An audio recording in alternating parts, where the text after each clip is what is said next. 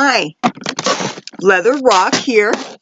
We're going to do a St. Patrick's Day makeup tutorial featuring B&H palette called the Wild and Alluring. Has a real pretty turquoise cover on it. And this is one of those palettes where the color is on the back on is kind of distracting because you notice that more than you actually notice the shadows, and they actually look brighter than they really are. Now, I'm going to do a totally different technique that I never tried before, and I did a practice run here at home to see how it would work, and it didn't seem to take too long, so bear with me. I'm going to try it. Now, I also have a mirror taped to my computer here so that you can hopefully see easier what I'm about to do. Now, here's what I have with me, because I kind of didn't like how I started the first two tutorials I did. I wanted to show you what the look is supposed to look like, okay, with the eyes here, but I am actually going to take off makeup on this side, and there are so many ways to take your makeup off. I usually use coconut oil. That has been my go-to makeup solvent the past couple of months because it is so safe to use. It's so good for the skin. But I don't want to be wiping and using a whole bunch of tissues and wasting your guys' time. So I'm going to stick my hand in this. It's called the DHC Deep Cleansing Gel. Let me turn the light out so that you can actually see. It's a sample. I do save up samples in my skincare to use for things, and let's see if I hopefully won't make a big holy mess. Okay, I just got some on my hands. Oh, did you notice I actually painted my nails? I realized, see, I hardly ever paint my nails anymore because, you know, I'm a musician, and so I sometimes pick up the guitar or the keyboards or something, and having long nails is just not an option for me anymore, so I just can't see bothering painting my nails and dealing with the mess and stuff, so I just kind of don't mess with it anymore. I mean, because I save so much time and money, frankly, in maintenance and stuff, and so aside from certain special occasions, or, you know, today I thought it would look better on video, because it's when my fingers get up close when I hold things, the colored things look better. Okay, now I hope I didn't forget anything when I laid everything out. This stuff is not burning my eyes, incidentally. Actually, I plan on doing a review in the future of different kinds of makeup removers and cleansers, both the liquid variety and the towelette variety. And so I'm taking notes on the different products I'm using. And the first time I used this, to be honest with you, there was some burning. Now, okay, I'm going to use a little bit more of this. I'm going to try not to mess up my eyebrows. I can't see even taking the eyebrow off because I want to save you guys' time. Okay. If my hair gets in the way, I may have to tie it up. But I kind of would like to keep it down for as long as possible because I want to look like myself, you know. Okay, now the directions on that say to rinse. And this is actually a washcloth. I love washcloths for cleansing. I really do. Okay, I hang this up here. I'm going to pat this dry. Now, I am going to prep the eye with this Tony algae stuff. And as you can see, I have an unopened thing. There. Snap it open. Now, I gotta find one of those funnels to put it on. And actually, I thought there was some in that empty thing that I was going to do the application on. Because what you're supposed to do is put the plastic funnel on it and shake it and apply it to your face. And now I am on camera and I cannot find a plastic funnel. And it's ironic. Oh, I beg your pardon. See, you have enough boxes of this stuff. Now, and no funnels. Okay, but I have another box of this stuff. And if this is unopened, there should be a funnel. See, you're going to see this, and of course, because I am too lazy to edit my videos, Yeah, but I got the funnel. Now, stick this on. This is really good as a first step on your makeup. It's moisturizing and it has reparative qualities because of the seaweed. And the moisturizing part is it's 5% avocado oil, according to this. And this is very light, so it won't interfere with the makeup that we're about to do.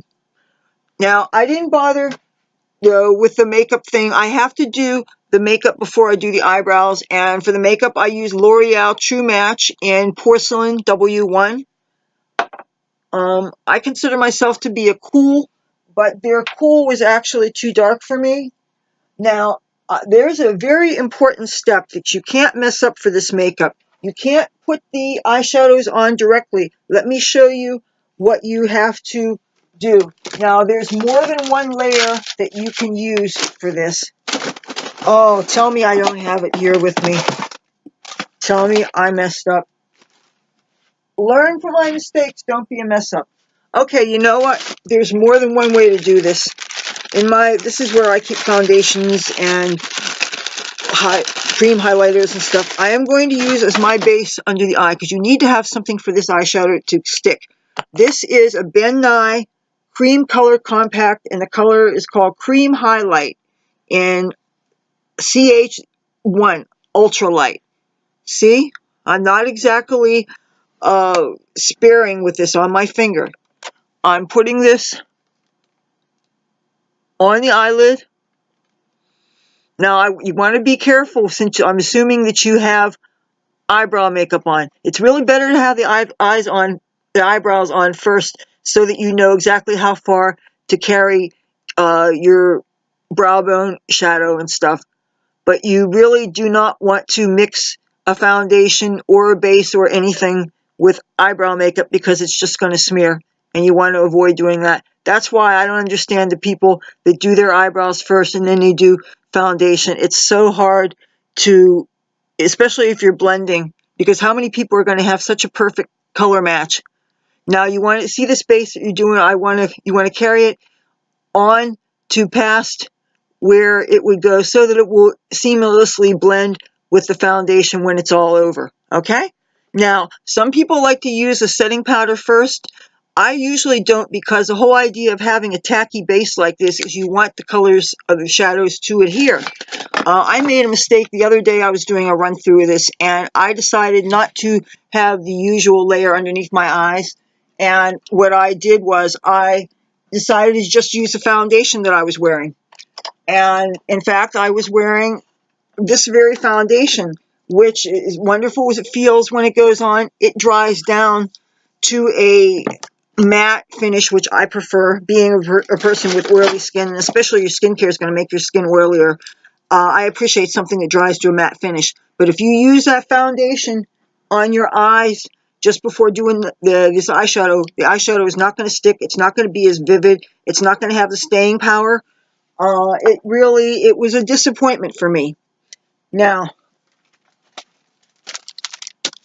people don't agree on what's the best order to put things in, and I have different reasons for doing things in different orders. I'm going to start with the color in the corner. The color in the corner I use is a metallic khaki from this palette. Now, it's an interesting thing I want to point out to you with the Wild and Alluring palette is these colors are oftentimes not just one color in a tin. You'll have, like, this is a khaki with a white frost, and it's mostly khaki, but there are some areas, if you wanted to use a really small brush, you could get it just into the white spot. So in other words, if you wanted a highlight color, you could use the lighter color and a very, very, very tiny detailing brush, and you could apply it. You can get different effects out of one pan of shadow using this. So we are going to, let's see, I want to make sure that I get the right brush. I think this was it. Okay, yeah, metallic khaki. This first one here. Now, I don't usually scrub, but because these are baked shadows, sometimes you want to either scrub them or you could even wet dry them. But the thing with wet dry shadows is if you apply them wet, they're much harder to blend. And then when they get wet after they dry down, if they get wet, if you sweat, then they're much harder to fix without wetting them and starting all over. So I'm going to get this just a kind of a generous area from here to about 1/3 of the eyelid, and you want to angle kind of this way. Can you see? Would it be easier to turn the light out for a minute? Here.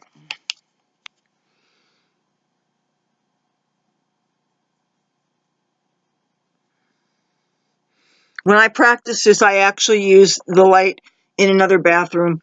So I'm going to have to get a better quote-unquote light setup. Okay. Oh, I missed my place.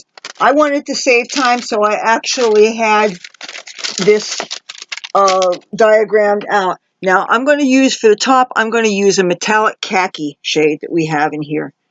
And let me show you the metallic khaki. Oh, no, actually, okay, I did the metallic khaki in the corner. Well, here's what I'm going to use for the light, for the above the brow bone part. We have here a gold, and we have here a green. So the green on the bottom.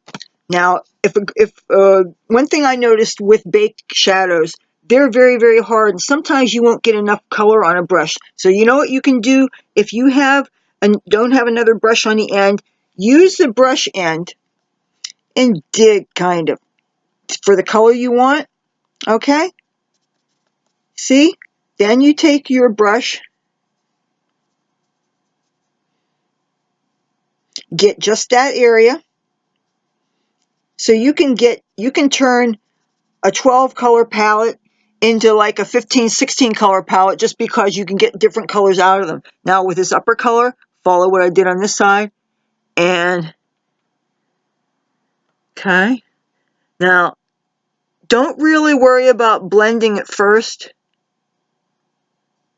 because you will do some blending in the end. But this is really not going to be that bright a look, actually. Now, there's going to be another St. Patty's Day makeup tutorial I'm going to do after this one that is going to be brighter. This is actually going to be a little bit more reserved. Now, I'm taking this from almost the brow bone down to about the crease, maybe a little, yeah. And I'm stopping out here. Okay. I'll turn the light out so in case the glare you can't see. Now, I'm going to set this brush down. Now, I am going to, on the bottom lid, I am going to use this top part of the green on top of the green and yellow pan. And I really love this color. Oh, this is a gorgeous, gorgeous payoff. Now, this I take from just above the crease down to the lash. And you see? Oh, I love this color. Now, it looks kind of bright, doesn't it? And I love it, actually. But green is a really tricky color, and a lot of people are afraid of green. Now, I'm going to have a video coming up talking about loose pan shadows as opposed to palettes. I have a lot of single pan shadows, and I love them. And the thing is, since I started buying palettes, I realize I've been neglecting a lot of my single shadows. So I'm going to be doing some tutorials based on just single shadows. Because when you start accumulating a lot of makeup, it's really easy to forget about stuff that you have, and you end up kind of wasting stuff, because if it ever does go bad, then that's money wasted. Like, I found that to be true with the lipsticks. Okay, now I need to put a color in the crease to cut the obnoxiousness of this green. Not that I think it's obnoxious, but because there are varying intensities of looks, and this is kind of expanding my comfort zone in a way, because I usually like the more flamboyant things, but I am trying some things and showing some things that are a little bit more what maybe other people would like and would be more wearable. Okay, now I am taking this brown shade, not the bronzy brown, but this is kind of a duochrome shadow, and I'll show you why. It looks brown, right? But it has some weird blue bits in it. So it has the metallic brown, bronze, and it's got kind of a blue cast. And yet I guess it's still cool, but if I put this heavy in the crease, what this will do is it will make the green less punch you in the face, okay? So, and this you're not doing, a lot of times when people do crease colors, they do a real fine brush and they keep it just in a confined area. And you can see this is kind of a bigger brush. It looks like I may have even put too much on, but I'll just take it and you sweep it. And I'm not using the fine area to the fine. I'm actually going ahead and using the fatter part of the brush angled this way. So you see it's covering up a lot of that intensity of the green that we just applied. You see this?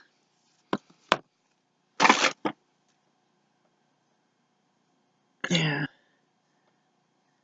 It's interesting looking at this in this lighting as opposed to the bathroom lighting.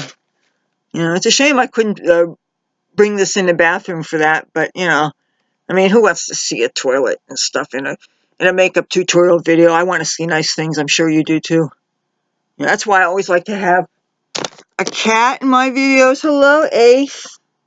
Ace, I love Ace. Okay, he's a good boy. Okay, so you see, I'm not going all the way covering up the green on there, but I am muting it to a certain degree. And I'm doing it. Okay, I'm keeping in mind the symmetry here. Okay, now, next thing we're going to do is we're going to do some eyeliner. And I'm going ahead and I'm wearing the L'Oreal Telescopic Waterproof, the one that for me, I'm not going to swear is waterproof. Now, I could just as easily use a pencil. I wanted something that was a really skinny line though. And here I hope I can see.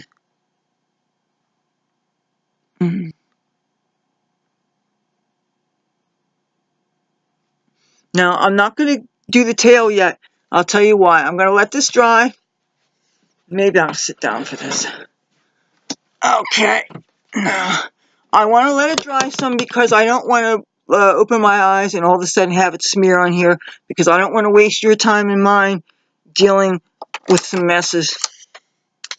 I mean, I have some Q-tips if I get some messes, but, you know, I don't rely on a bunch of fancy editing tricks, which might make a better looking video, but, you know, I can't hide behind a bunch of BS, too.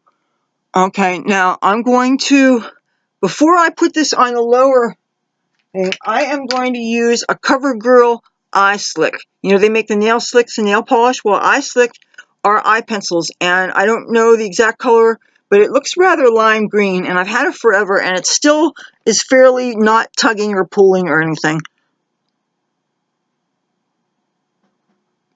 Okay, I'm not doing the usual, doing it all the way out there because I'm going to have a little bit of black liner. I'm just put that on, okay? I'm not waterlining it, but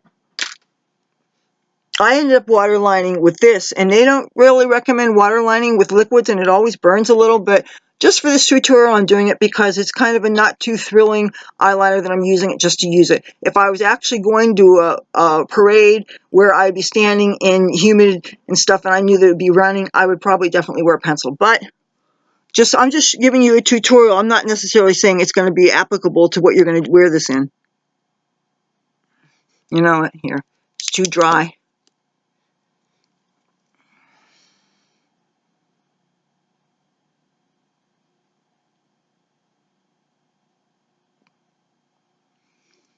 Can you see?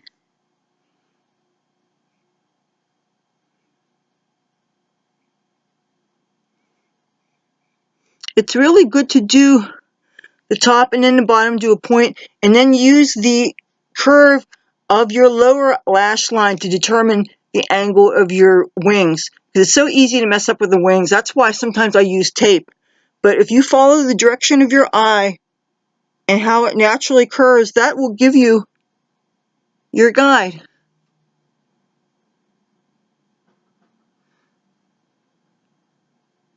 And then you'll end up with a triangle based on what this angle is and what this angle is, and you just, oh, you didn't get to see that.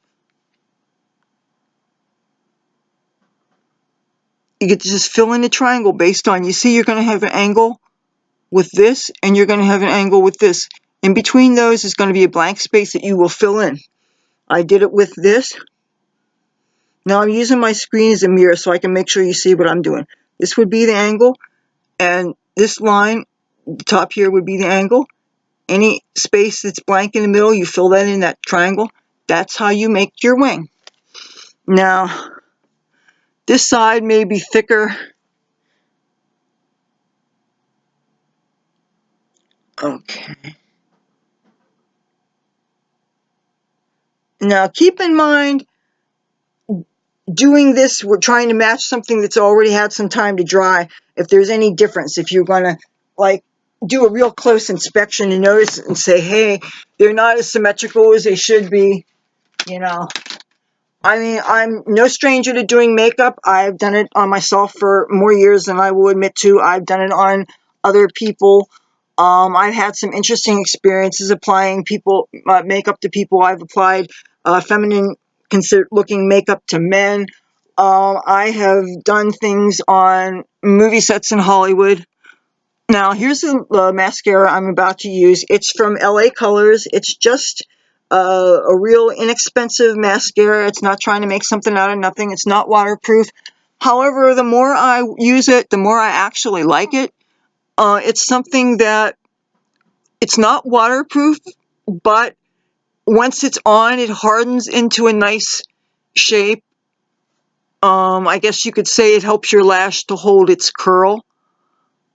If you want to get a spiky look with it, I noticed that you can get that. So rather than, I guess, spending $8 or $9 on one of those mascaras to give you an anime looking eye, you can use this. And I'm all about saving money.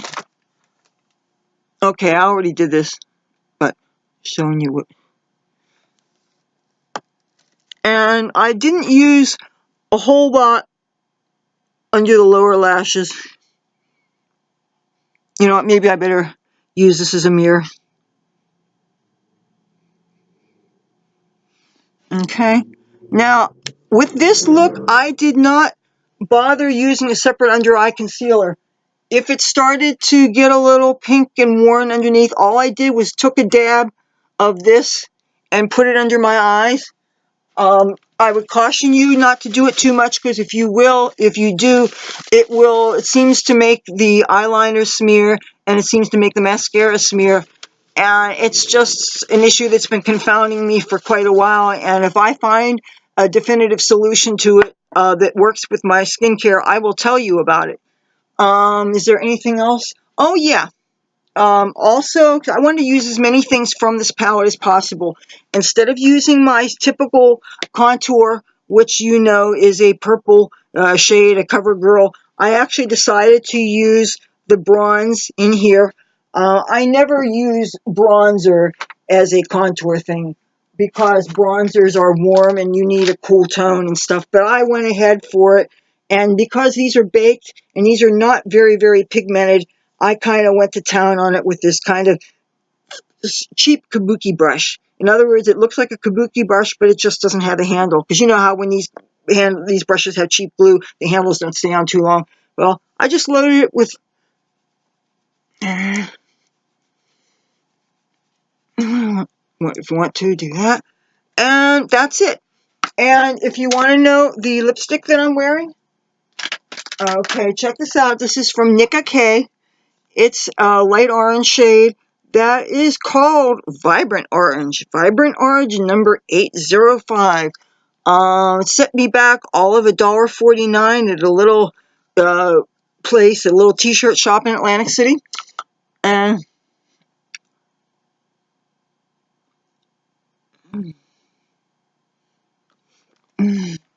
it's definitely orange. And I think if you're going to St. Patrick's Day thing, orange and green seem to look really good together. Of course, you could also do the nude route, or you can do a brown route, but I just can't see going too neutral on the lips because St. Patrick's Day is considered rather a festive occasion by a lot of people, especially if you happen to live in a resort town where people get involved in all kinds of drunken shenanigans, and that's going to be the subject of my next video. But now you have an idea for an easy St. Patrick's Day makeup, and all using the same palette, the B&H Wild and Alluring. So if you like these videos, I'll keep them coming to you. Hit the subscribe button and hit the bell notification thingy. I would love to have you join my family, and it'll be fun. Talk to you soon. Bye.